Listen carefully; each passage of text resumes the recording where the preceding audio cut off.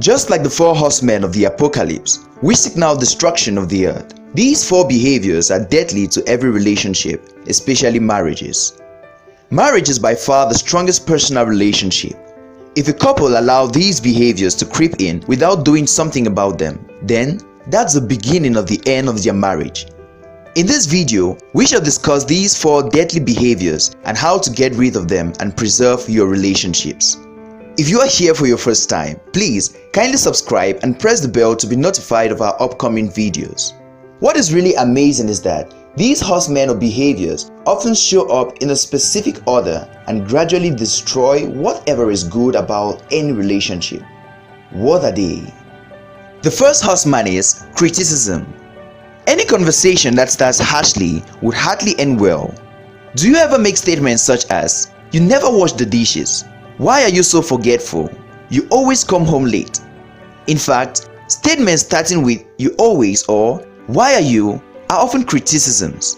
Such statements are bound to make your listener react negatively, causing a fight.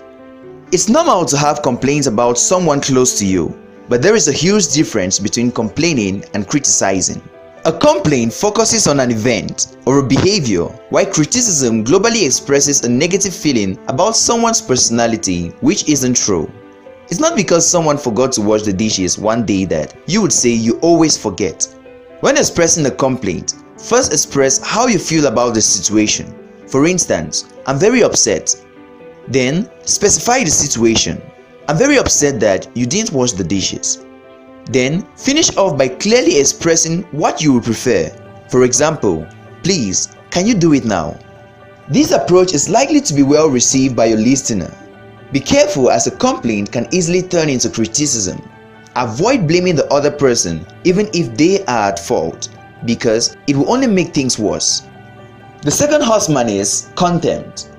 This is an overall feeling of superiority over someone else, a form of disrespect. It commonly manifests as name-calling, mockery, sneering, threats or provocation. For instance, responding to a suggestion by, "So you think that you can solve the problem? Do you think you can handle the things that I do?" Or, "Yes, I said it. Do you want to fight with me now?" Can you imagine being told such things? How will you feel? Before you act towards anyone in any way, always ask yourself how it would feel if you were on the receiving end of things. Someone's shortcoming should not be a reason for you to downgrade them. Show respect to all people in your life. After contempt comes the third horseman, defensiveness. We naturally feel the need to defend ourselves whenever our mistakes are pointed out. We tend to give reasons to justify our actions. It started right in the beginning, when Adam and Eve sinned in the Garden of Eden. They started pointing fingers at the next person rather than simply taking responsibility for their actions. What often promotes defensiveness is the harshness of the other party in laying down their concerns. Starting a conversation in a soft and calm manner by laying down a complaint instead of criticizing would help. Studies show that being defensive hardly curbs an argument. It often offends the other party more because they won't feel understood. It seems like their concern is invalid. Rather than being defensive, take a step back. Acknowledge your error and sincerely apologize. For example, "I realize that my actions upset you, and I'm really sorry about that. I will make sure to do better next time. Please forgive me." This will likely be well received. When expressing our concerns, avoid being harsh. Let your words be seasoned with salt to minister grace to your hearers. The fourth horseman that usually signals danger is stonewalling. Stonewalling is the act of completely disengaging from any confrontation, fight, or issues. This usually happens in relationships that have been severely plagued by the first three horsemen: criticism, contempt, and defensiveness. A typical example is when a husband returns home to a nagging wife. He's welcomed by a series of criticisms and harsh words, and he simply ignores her and turns on the TV. This gets her even more offended, and her words become violent and hurtful. He then completely walks out on her. Stonewalling is the act of choosing to completely avoid the fight and consequently avoiding the relationship. This is the beginning of the end, and it signals the tipping point. After stonewalling usually comes flooding. That is, feeling so physically and psychologically overwhelmed by the negativity of your partner to the point that you will do just anything to avoid that negativity. That's the main reason why people divorce or why couples break. At this point, it requires two people who are really committed to the relationship to turn things around. The good news is that it isn't impossible. It's never too late to restore a relationship and get rid of these four horsemen. The real question is, what should you do? Remember the popular adage, prevention is better than cure.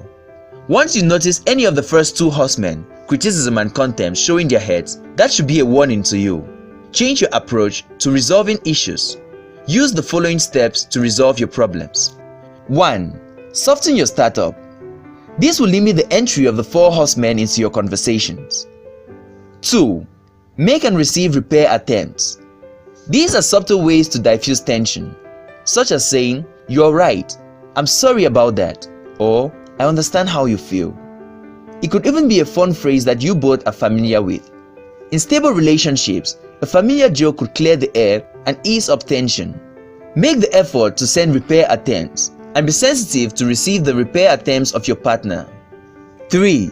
Suit yourself and each other. This means taking a break from an argument to relax. Do something to relax, such as listening to music, taking a walk, reading, or exercise. Meditation also helps. Next, suit your partner by doing something they would enjoy, which relaxes them. A very common method is to massage each other. 4. Compromise. Don't always push to have your way. Be ready to sacrifice for your partner. Seek to meet in the middle. Compromise is the key to resolving relationship issues. 5. Deal with the emotional injuries. Even for problems resolved, scars are left. As William Faulkner said, the past is never dead. In fact, it is not even past. It helps to talk about the past arguments or fights and the impact it had on you. Make sure you focus on how you felt rather than pointing fingers again. Listen to each other's feeling about it and seek to understand your partner. There is no right or wrong perception, just two people who desire to heal and grow. I can tell that you enjoyed this video. Now, you've been armed with the tools necessary to get rid of these four horsemen and to build a solid relationship.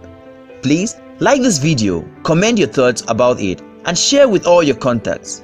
We need all this, especially those in relationships or marriage. If this is your first time here, why not subscribe and press the bell to be notified of our upcoming videos similar to this one. Stay tuned and remember that best tech is always your best bet.